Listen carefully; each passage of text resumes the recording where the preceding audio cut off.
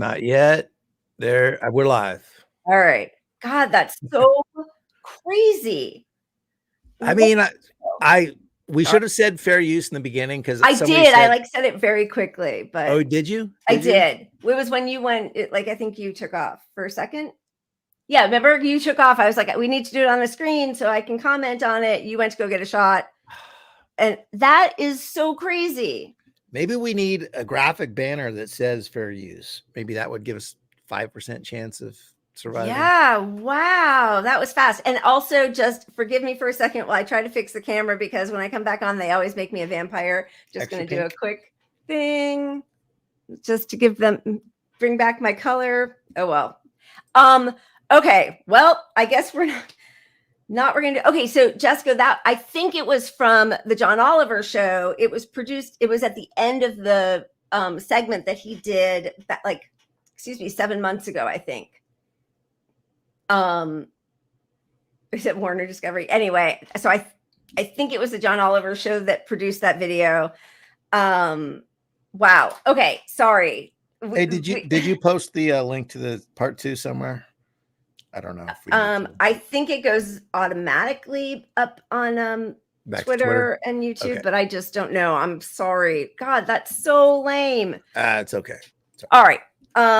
Kudos for getting this back up quickly. Thank you. Yeah, just I guess somebody just sent me a picture. We went black on the screen, unavailable, but now I guess we're back. Okay. Or maybe our trolls reported us.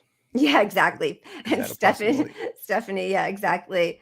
Pete Buttigieg was in the last chat, got us flagged. Yeah, that was I'm sorry. We don't have a moderator, as you all know. We just kind of wear all the hats. And I just never totally know, what to do about, sorry, Audrey, I was trying to put the YouTube notification on. What to do when people are like that strike? Because I just, I don't know. Anyway, everybody should feel free to handle it however you want. And if it gets really vile, we will step in. But, anyway. Okay, we are back. So that was crazy. Thanks, HBO. Do we have anything left on that we're going to cover? No, but there were some comments that, okay, first of all, there were 2 super chats that we didn't get to do because we were holding on to them to do now. Yeah, and we can't reach them here. I know Daniel was one. It was Daniel, and it was Reflect the Sun. Thank you both. I am really sorry that we weren't able to do it with the appropriate Chiron underneath there, but you guys, thank you. We really, really appreciate it. That stinks. I'm really sorry. We will find it and hunt you guys down. And thank you if you're not here, because I don't think that they are both in our chat anymore. So thank you to Daniel and Reflect the Sun. Yeah, we'll thank him when we see him again here, which hopefully will be soon, but who knows? Yeah. Okay, so the funny thing is, but there was something else that I wanted to say. And somebody in there had asked earlier about, did you know that COVID can come in through your eyeballs? And I will tell you that, yes, I did know that because I wear contacts. I have horrible eyesight. I will win the game if anybody wants to compete. I have the worst eyesight of anybody I've ever known. My glasses are like Coke bottles. Oh, yeah. Yeah. And my eye doctor, because obviously I wasn't going at the beginning of when COVID first broke out. And then after we all got, vaccinations in, early 2021, I did go, and he said I should never wear my contacts out because I would touch my eyes more. But also he wasn't prescribing new contacts for anybody at that point because COVID is transmitted through your eyeballs. And he recommended not only wearing glasses, but wearing a shield. And that was in 2021. And, there was people made fun of those shields because they were like, well, but it can, go around it. But yes, it can be transmitted through your eyeballs. Crazy. Absolutely. Yeah. Oof, sorry. You all right? No, I was just in the hoping and pray mode because Strike was sitting on top of my computer, tangled up in both my audio and visual cord. So I was like, she left. She and jumped didn't do down anything. and got cleared. Look at that. So. Oh, I didn't know that. Interesting, Cora, that the flu is also transmitted through your eyeballs, or can be. I didn't know that. Yeah. So it's less likely, it's less of a risk for sure. But you know, if your life is on the line because you have you're compromised, I mean, obviously take as many precautions as you can. I mean, yeah, they have just really destroyed public health for all of us. There was another comment or question that I'd wanted to get to, but boy, that kind of threw me for a loop. Sorry. I'm gonna pour myself another glass of wine and get right back into it. Okay. So do we want to show a timeline cleanse kind of deal, or should we move on to the comedy? Because we're already at 6:20. What do you think? Oh, let's just have a quick timeline. All right. Maybe while we do that, maybe we'll try to recruit people that were gone here. Okay. This is just some music to chill to. Great.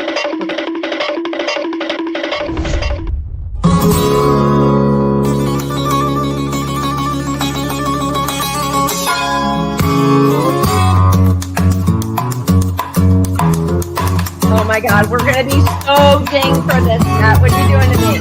I'm gonna talk over the whole thing. We're gonna get back to this. I looked it up, and it's a all right. I hope she would have to wearing a mask. That's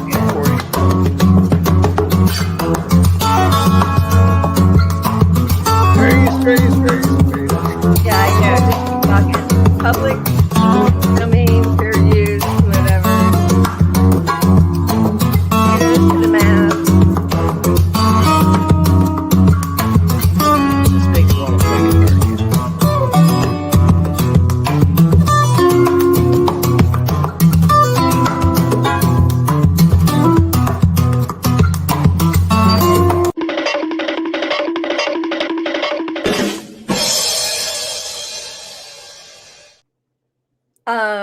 All right. That was good. Thank you. Yeah. Worth the strike. I love it. Okay. Wow. It's just really funny to have to like do all that and come back. I'm very glad. Thank you. Awesome commentary. Lols. You guys are awesome. We so appreciate your hanging out with us and sticking with us even when we have to reboot. So, you know, finding comedy, there's so many great comedians, but finding comedy that also sort of fits with the first part of the show, the deep dive, the consultant speak deep dive, can sometimes it happens and we're like, oh my God, it all fits so great. And other times exaggerating when I say probably combined, we spent 30 hours watching comedy over these last few days. I watched so many both unfunny and unfitting the issue. Yeah. Just hoping to find something on corporate workplaces, and nothing seemed to fit. But we found some stuff. Lila, I'm going to put it on her. She did I know. We did find a bunch of people though, and I mean, we don't need to show all of them, but like the joke was no one knew what consultants did. Like one after another, they would either talk to audience members who were like, you know, hey, Detroit, so happy to be here on a Wednesday. And what do? You know, and the person say consultant, and the stand-up would say, oh, what does that mean? And there was just like silence. Like they couldn't exactly explain it. Because I mean, honestly, the one thing that you could say that would cover the whole deal is we maximize profit. Like that's it. Right. And I don't think anybody really wants to say that. I was just thinking like we are basically stealing these comedians' labor. just so people know. Yeah. But the difference is my voice just got real high there. That was weird. Look, these people want promotion. So it's like if you told them we're stealing your labor, we are promoting them. So it's a little bit different. They can have a share of our profits if they want. We're still in the hole. So that's literally a bill, but it's okay. We are doing it to promote people, but I guess you're right. I mean, that we makes appreciate it. Yeah, we so appreciate. So do you want to show any of the random people, or are we just going to go to Simon King? Let's play this video first. Okay.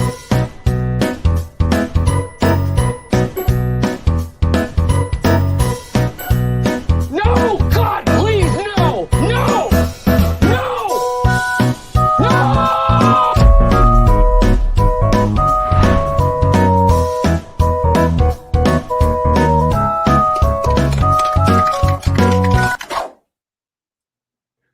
Pat, good job. Good job. Because I would have forgotten. You are never going to push that button. I have never pushed that button. I forget every single time. All right. You need to upload the video of Simon, by the way. They're all just clips on the side. Oh, I thought there was a long one.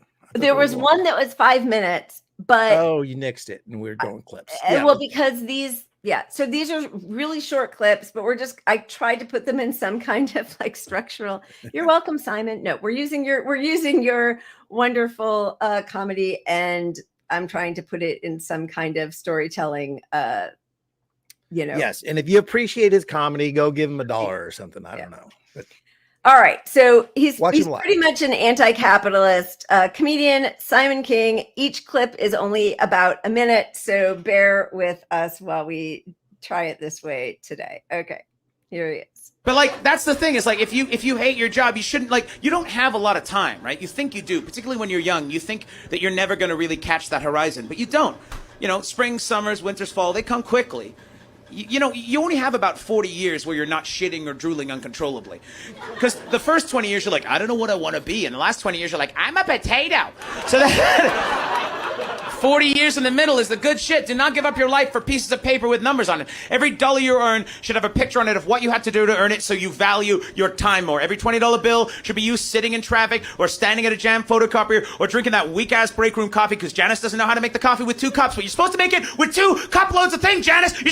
The point is, like, every paycheck should have how many hours you have left on Earth till the natural termination of a life of a human being. So instead of waiting at 65 to retire, you retire at 45, go live on a beach in Thailand, weave mats for the locals, and smoke a block of hash the size of a 9-year-old. That's what you should be doing with your time. That's what you should be doing with your time.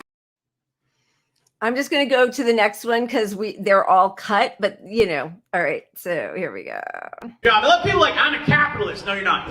You're in an abusive relationship with capitalism. You're not. All right, you work for, there's like 7 capitalists and they have their own space program and buy social media programs to fuck with you. All right, they're not like capitalists. You're not. You're like, this is the thing, is capitalism is so insidious it makes you think terrifying shit like, I love my aunt, but if she dies I can buy a house. Like, that's the kind of shit it does to you. And that's why that hurts, because it's true. And people think the buying thing makes you look important. Like, people like, I bought a Lamborghini so people know I'm important. That's not how you know you're important. In the old days, like hundreds of years ago, you know how you knew you're important? A fucking Viking horn played when you showed up.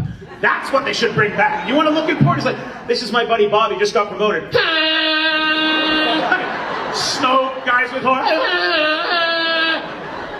But then you could judge people like, do you really make that much money? You know what I mean? Like, you're not. Because what are you really more afraid of? Getting blown up or going broke? Going broke. You don't work 40, 50, 60 hours a week to protect yourself from ISIS. You work 40, 50, 60 hours a week to protect yourself from Visa and the student loans and your landlord and your dad calling you asking for the money back. That's what you throw your life down a fucking tube for. If they came up to you after university and were like, hey, congratulations, now you've graduated from university, you have this massive debt that you'll never really be able to pay down because you're not going to be able to get a job in the field that you wanted to get into because they're not hiring anymore. So you're going to get a part-time job and you're going to stay there because you're going to have a kid and the benefits are going to be a thing you need. And eventually you're going to give up your youth and your happiness. You're going to age out. You're never going to live your dreams because there's a slight chance someone might try to cut your head off one day. You'd be like, fuck it, if they cut off my head, I don't have to pay MasterCard. Let's roll the dice on this motherfucker and see how it goes. But instead, they come to you and go, hey, you have to give up your youth, your happiness, watch yourself age out, never live your dreams for a chance at a better Hyundai. You're like, that sounds like a good deal. It's not a good deal!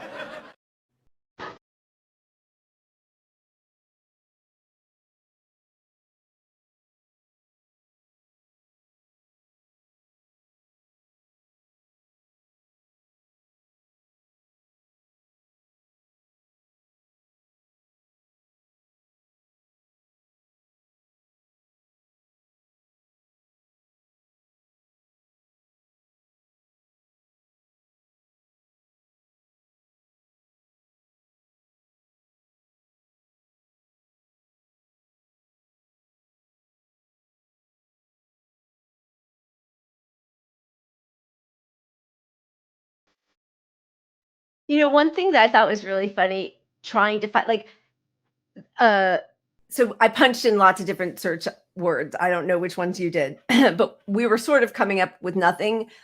The one thing that I sort of consistently came up with were older comedians. There aren't many like anti-capitalist or like lefty comedians. It's surprising. We need some more George Carlins now. Yeah. Like we really do. We could have shown all the stuff everyone's watched a lot. Right. Maybe we'll show Carlin at some point. But yeah. If you're a leftist looking for comedy, you've seen all Carlin's leftist stuff. So I don't know. It's like, and like right now, there's actually, there are quite a few really great comedians talking about Israel and Palestine, and we've shown some of them. We will show more, and that's incredibly important. We, sort of just for one episode wanted to take the smallest bit of a break, even though it's all connected. It's so incredibly sad, but the capitalism, fascism, imperialism, genocide are all sort of part and parcel. Well, and now I froze.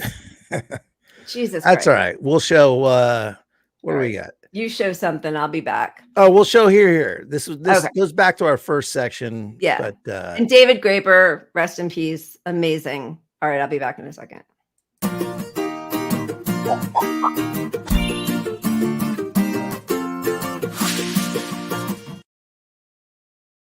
Bullshit jobs I define as a job where even the person doing the job secretly believes the job really shouldn't exist. But nonetheless, part of the conditions of employment is that you have to pretend that it does.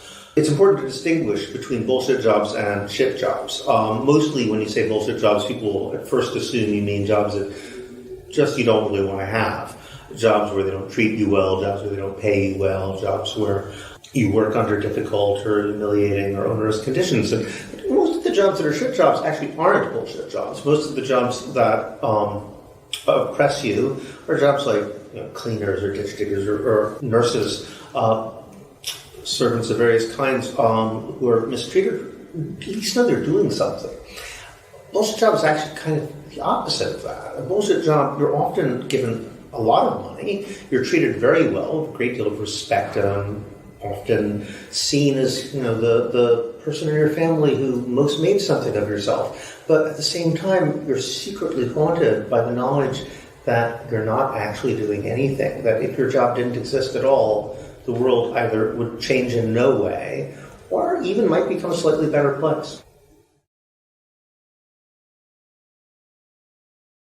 This is one of the great mysteries of our time as far as I'm concerned, because we usually associate make-work, stupid made-up jobs with state socialism. In the Soviet Union, they used to say, well, we pretend to work and they pretend to pay us. They make up jobs which are completely unnecessary. That makes sense because they had an ideology of full employment.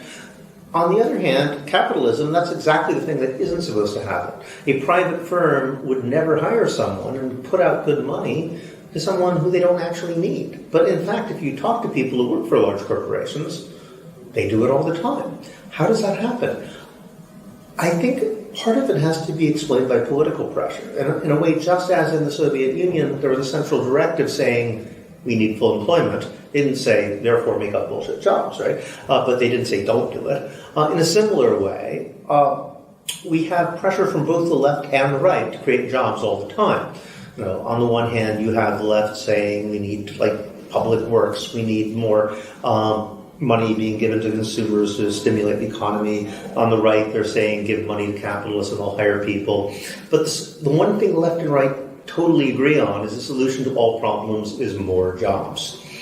But they never say jobs that actually do something, jobs that are worthwhile in any way. It's just assumed that if jobs are created, they will necessarily serve a purpose. And if you don't specify that, if you don't have a self-conscious policy of trying to make sure the jobs actually do something, you're going to end up with useless make-work. It's just going to happen. A lot of bosses, people who hire people, just get very angry at this, at me about this. They're about the only people who get angry at this premise. They say, look, I would never hire someone if they didn't serve a purpose. This is just stupid, insulting. You don't understand how capitalism works. But bosses are the last people to know what's really going on. I trust people to understand what they're really doing, or at least if anybody does, they will.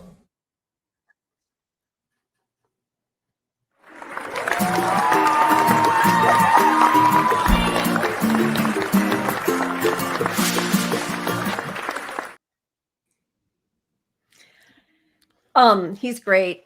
So sad that he is gone.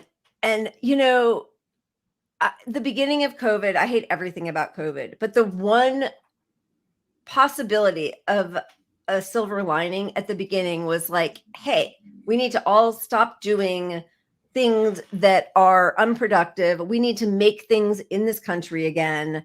We need to, not like do Zoom meetings instead of driving an hour each way, like all of these things that could have been the Great Reset or whatever they kept talking about. And instead, we're right back to this. Like they're always going to justify, as Pete Buttigieg did, the middle management bullshit jobs that create nothing but profit. That's the only thing. We got McKinsey'd out of anything good coming from the pandemic, because capitalism will always take any terrible thing, disaster capitalism, and they'll find a way to squeeze the working class harder. Yep. That's the whole goal. I mean, it really is so sick. And we really do just have to have a total smashing of that concept of capitalism, the system. We can't tinker around the edges. And it just, we say this all the time, but it truly is like our only hope is working class solidarity. That is it. Kimmy, I want to thank you right away before we all get booted out again, because we missed our opportunity with the last two people. Thank you. Thank you so much for your super chat. That's awesome. Sorry. I just wanted to do that really fast because I feel so bad we didn't get to do it with our other people. Yeah. Well, definitely smash capitalism. Wait, I'm just seeing, oh yeah, that's terrible. I've been seeing tornado emergency right now in Western Kentucky. Man, they are just, we're never going to do anything to deal with any of this through voting. Like, we know that. Thank you, the Wrens. Yes, smash it. Pat's favorite. Smash it. Smash that notification. Thank you. Punch it in the dick. Spitball, working on that one. I'll refine it. That's pretty good. I mean, yeah, there's the pandemic was RBJ says the pandemic was the most compassionate time I've lived in this society in 55 years. I agree. It was for the briefest of brief times, and then people immediately got hit with all this propaganda created largely by McKinsey, created by all the libertarian groups on the right. And the goal was to get us all back to work without worrying about the pandemic at all. And here we are, Yeah. They said 3,300 or whatever was the number Fauci threw out about when we should return to normal. We're over 100,000 every single day, and we're not at the peak. And some days we were at 1 million. And we're just back to normal. Like forget about what he said about 3,000 or 4,000. I mean, everything that was true about COVID at the beginning is still true. Like dysregulating your immune system. Yeah. So on that level, on that note, here's Simon King on the pandemic. So I'm not taking that vaccine because I don't know what's in it. Well, you don't know what's in the people you fuck either. That's why you got spots on your dick. Maybe stop drawing the line there, you fucking scientist. I love that. I love that. I don't care. How come everyone thinks they're supposed to know how shit's supposed to work now? I don't know how it works. You're not supposed to know, you fucking idiot. I don't know how this works and I fucking use it. How do microwaves work? Nobody knows. Aliens showed up in 1967, gave us microwaves and fucked off to Alpha Centauri, and now we make popcorn. And you're fine with that shit? Oh, I don't know what's in it. Have a fucking another rail of coke on a urinal in Fort Mac, you fucking psychopath. You fucking baby aspirin starting McRibby, the weirdo. I don't know how it works. You're not supposed to know. The way society works is with technology, the best of us make a thing and the rest of us use it to look at porn on the toilet. That's how society works. I did my fucking research, but no you didn't. You watched 4 YouTube videos of a guy in a wraparound white Oakleys yelling into his iPhone in a truck he paid retail for. That's not fucking research. Sorry, I just quickly, once again, before we get booted, thank you, Kiko. You punch up, I punch up, we punch up together. Cheers. Yes, we do. So grateful for all of you. I almost just spilled my wine. Too much. More importantly, I got something right. And let's just look at that. Oh, sorry. I didn't mean I didn't mean more importantly than Kiko. I know. Thank you, Chico. I know. I meant to highlight that too. We did it at the same time. Pat. I do. Yeah. 100% Pat. Good job. So wait. So this guy's been trolling here for a while. No, we're not. We're realistic about it. So shut up about this Bernie stuff. Just shut up. We don't. This audience doesn't need to hear it. We're post Bernie. We're post Bernie. Are you? Are you a troll? You're a troll, or you're a real person? Reading the room. We're post Bernie. Read the room. Okay. So thank you. Yeah. Wait. Did you just do Kiko saying LOL? You guys, look at me. My eyes are crossed because also, yes, that would have been a huge tragedy. Also, I think either yesterday or today was National Wine Day. And I never go on Facebook anymore, except when I want to know like what the liberals and the Zionists are saying. Cause I'm just like it's so fakakta. But my memories came up and it was like 10 years in a row. I was like, it's National Wine Day again. It was like, that was all my memories from this day or yesterday, whatever it was. And the pandemic, it was the most compassionate, and every day was National Wine Day. So that was like, and I've continued that tradition. Twofer. That's right. All right. It has been an hour and 40. Do we have anything that we should really show, or where do you think we are in the whole deal? Yeah, that's a good question. I don't know. Did anyone have any questions about this? Oh yeah, we didn't do our fun questions. Do the trolls want to say anything, or fuck, marry, kill, baby? Fuck, marry, kill. I don't have anything for you. I got nothing. I had such a crush on Rachel Maddow 15 years ago. Like, I just thought she was amazing. She had David, I never had a crush. She like held him to account. She's so smart. She was like a dog with a bone, the way a journalist should be. And now she's like, damn it. It's just so exposed. I mean, the way she handled COVID, the way she handles this genocide, the way she handled 2016. All of it. And once you realize what she's doing, which is misleading the public and she has very few propaganda points to defend the entire, or to put out to the public the entire show she has, which is why she takes you on these long talking journeys. Yeah. Of like, with lots of hypotheticals, like what if yes, exactly. Russia controlled the whole power grid. Right. Yeah. What if, and look at that. So she's a mess. We're like mind melding. Yeah, she's a mess. She's a mess. They're all messes. But I was trying to segue us into a quick, what's it called when you do things that aren't planned? A shot? No. Like, all right. Well, anyway, for the fuck, marry, kill, because we were supposed to do like questions and we just never did. But I think it's late. I think we should let people go. This has been a little bit of a funky one, just because they cut us off midstream. Spontaneous, Jenna. Yes, spontaneous. That's what I am definitely not. You need to have a mind working on all synapses. All right. Yeah. We going out?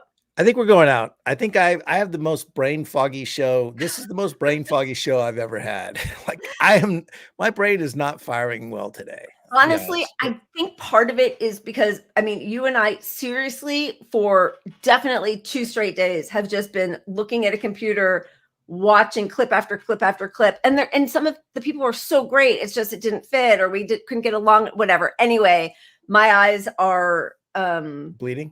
Yeah, my eyes are bleeding. All right. Well, let's go out. Kudos to the UAW folks who are doing their best to support the UC workers, even though there's a rift within the UAW a little bit about it. And they've that chapter. Because the union bosses are trying to make it a stand-up strike and only be 1 day. I do just want to say really quickly, because Reflect the Sun is here now, and we didn't get to thank you before we were shut down for your generous gift in the first half of the show, part. Thank you. We're now in part 2. So thank you. Cheers. And thank you to all of you guys. You're amazing. We're so grateful. We will be here on Wednesday. Keep punching up. Cheers. Cheers.